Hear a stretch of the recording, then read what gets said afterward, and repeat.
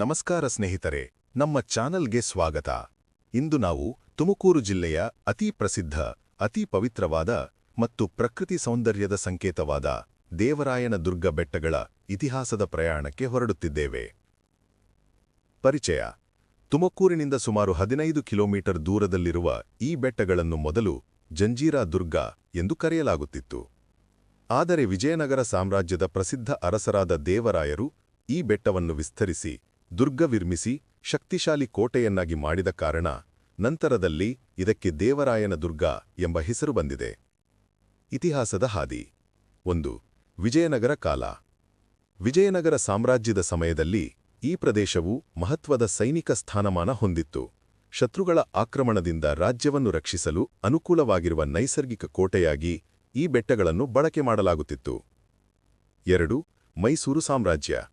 ನಂತರದಲ್ಲಿ ಒಡೆಯರು ಈ ಪ್ರದೇಶದ ಮೇಲಿನ ಆಡಳಿತವನ್ನು ಕೈಗೆತ್ತಿಕೊಂಡು ದೇವಸ್ಥಾನಗಳ ಸುಧಾರಣೆ, ದಾರಿಗಳ ನಿರ್ಮಾಣ ಮತ್ತು ಕೋಟೆಯ ಪುನರ್ನಿರ್ಮಾಣ ಮಾಡಿದರು. 3.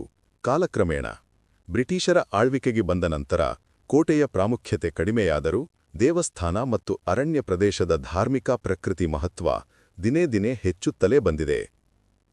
ಪವಿತ್ರ ತೀರ್ಥಕ್ಷೇತ್ರ. ದೇವರಾಯನ ದುರ್ಗ ಎಂದರೆ ದೇವರ ನಿವಾಸ ಎನ್ನುವಂತೆ ಇಲ್ಲಿ 2 ಪ್ರಮುಖ ದೇವಾಲಯಗಳಿವೆ.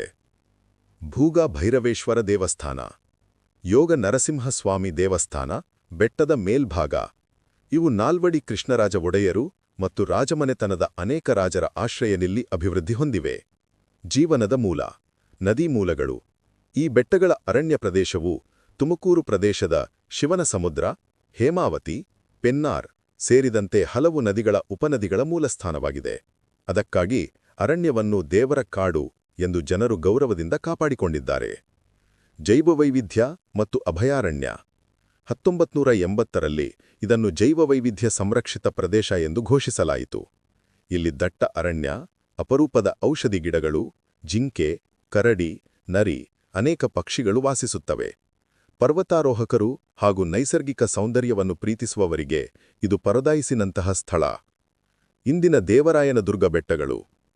ಇಂದು ದೇವರಾಯನ ದುರ್ಗ ಬೆಟ್ಟಗಳು ಟ್ರೆಕ್ಕಿಂಗ್, ದೇವರ ದರ್ಶನ, ವನ್ಯಜೀವಿ ವೀಕ್ಷಣೆ, ಪಿಕ್ನಿಕ್, ಡ್ರೋನ್ ಫೋಟೋಗ್ರಫಿ ಎಲ್ಲದರಿಗೂ ಸೂಕ್ತ ಸ್ಥಳವಾಗಿಸಿದೆ.